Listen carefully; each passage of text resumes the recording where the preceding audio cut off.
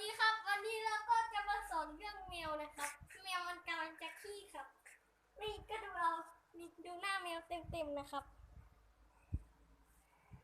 ดูหน้าแมวเต็มๆนะครับไม่หิวนะครับแล้วดูมันหน้ามาเต็มๆครับเดี๋ยวปล่อยแมวตัวนี้ไปก่อนครับ ไปเลยแมวแล้วดูหมาตัวนี้ครับบ๊อบบี้บ๊อบบี้บ๊อบบี้